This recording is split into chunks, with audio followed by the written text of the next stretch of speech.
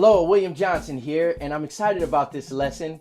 We're going to be continuing this whole learning to count and music theory, basics and fundamentals, but as it applies to a popular rhythm, and this is all directed towards a genre more familiar with contemporary pop, CCM, worship styles, but a little funkier. So in this episode, I'm going to be going over the rhythm in the iconic song Africa by Toto, which was so beautifully and iconically played by the one and only Lenny Castro.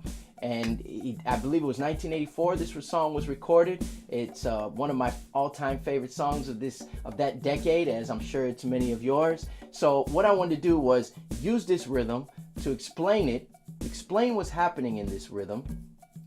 And but if you have not subscribed to my channel, I'd love for you to be a part of the subscription family. So hit subscribe, hit like, hit the bell notification, and you'll be notified of any future videos. And yeah, let's get right into playing this rhythm. Oh, and also this rhythm was normally played and is often played with 3 drums. I pared it down to 2 because even though it's often played with 3 congas or bongos and whatnot, some of you may only have the 2 congas, or you may be going to a smaller gig where you're only playing a couple congas. So I wanted to use an interpretation, variation, or an adaptation rather, of playing 2 congas in this particular rhythm. So it's not exact science, exactly how it is played to the album, but hopefully you'll definitely recognize the rhythm. So this is Africa by Toto, playing how to play the rhythm and as it applies to some basic music theory.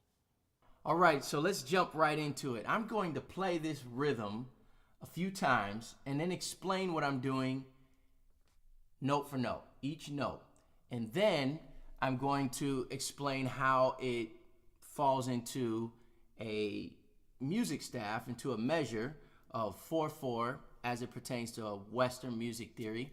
And this is all applying to the previous lessons where we talked about counting, where we use quarter notes, eighth notes, 16th notes. And I'm going to explain this rhythm, but also play the rhythm and count and let you know where each note is.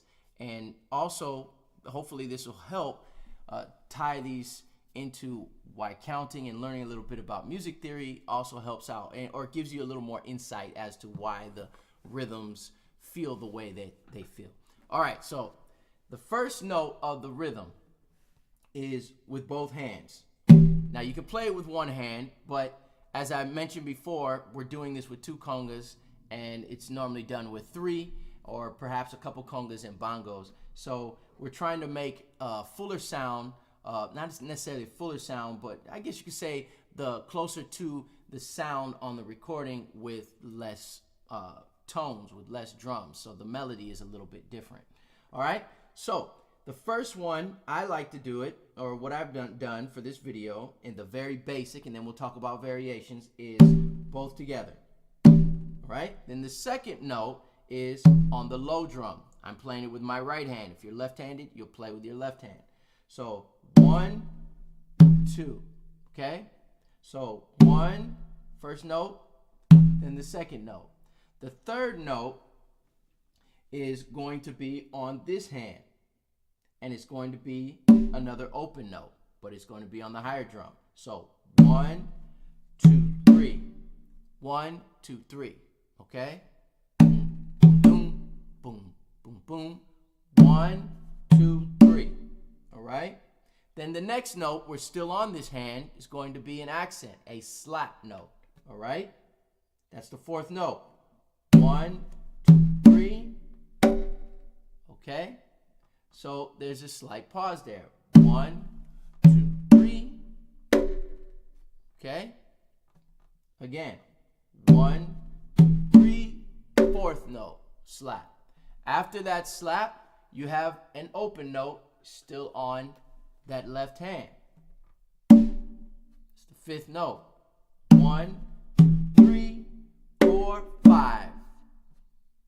The 6th note, coming back to the low drum. 1, 2, 3, 4, 5, 6, 7. Again. 1. Both together. Right, left. slap, open, close, together.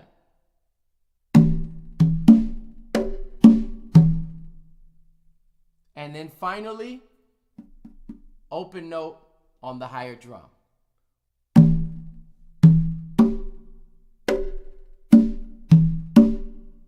Or you could play the last note, play them together.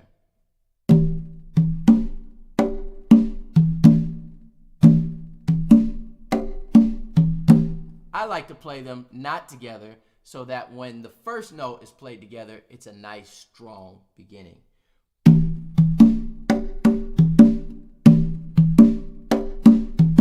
Okay, and that's what you feel when that intro comes in on that recording.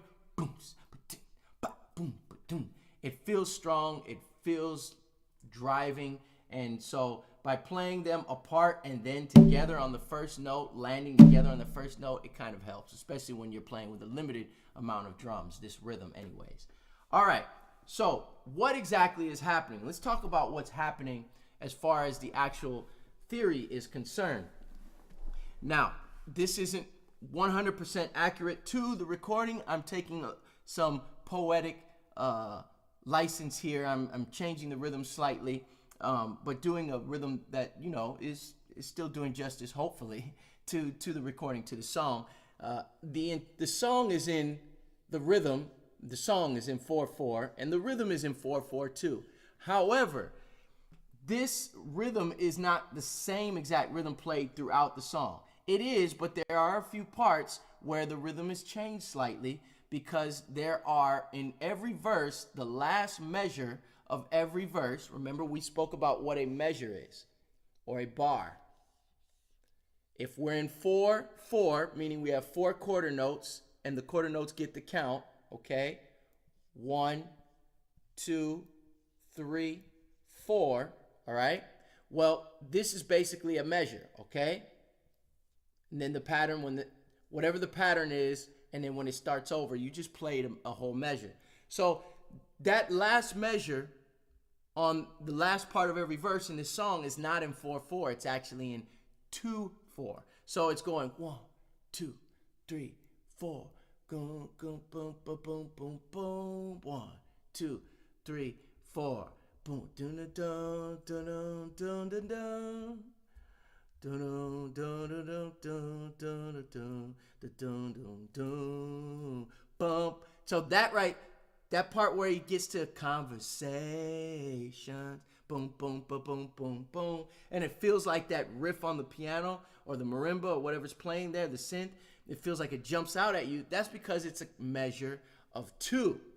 But we're not going to worry about that. I'm just presenting this particular rhythm that's in the intro, okay, and played throughout the other parts of the song. That's the only other major variation, but so let's go back to this 4/4, okay? Now, what's happening here, the very first note is played on 1, and it is an 8th note, but it's no ordinary 8th note. It feels like a quarter note. 2, 3, 4, right? But it's slightly faster, just a teeny bit faster. So it's not just an 8th note. It's a little longer than an 8th note, but it's a little shorter than a quarter note. This is a dotted note. It is a dotted quarter note. And when you see that dot, basically that just means if we have a quarter note and it's a dot, it's worth half of the note that it's behind. So a half of a quarter note is an 8th note, because there's 2 8th notes in every quarter note. So if it's an 8th note, okay, if it's an 8th note, then what is the dotted 8th note? Well, there's 2 16th notes in every 8th note. So half of the 8th note would be a 16th note, okay? 2 flags. So when you see that dot behind the 8th note, that means it's worth an 8th note, and the dot is half, so it's a 16th note. So total, it's an 8th note and a 16th note. All right, so it's in between an 8th note and a quarter note, all right? So, did I say that right? I don't know if I said that right. Anyways, it's a dotted 8th note. All right, so Then the next note is going to be on the and of 1 because it's played before 2. Boom, ba boom, boom, ba boom. But it's not an 8th note. It's a 16th note. It's the last 16th note before 2. Remember how we counted 16th notes? 1, E, and all right? So here it is. So the first note, boom. And then the next note is a 16th note right after. Now I'm just going to put them all in the same place, okay?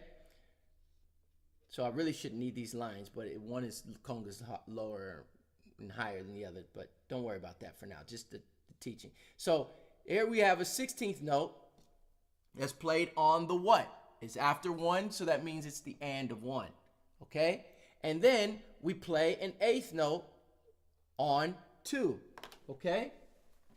So 1, E, and 2. 1 E and 2. And then the next one is on the and of 2. But again, it's a 16th note.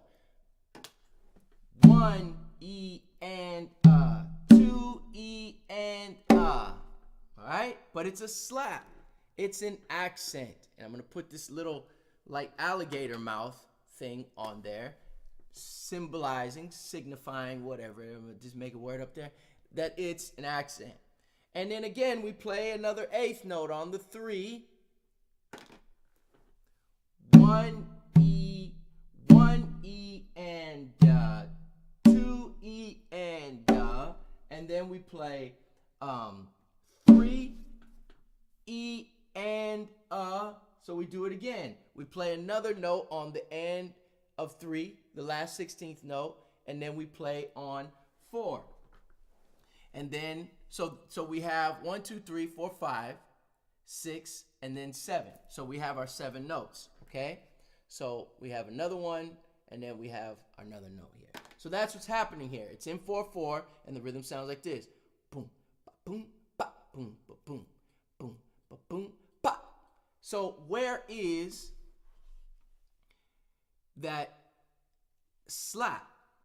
If I wanted to feel where that's at.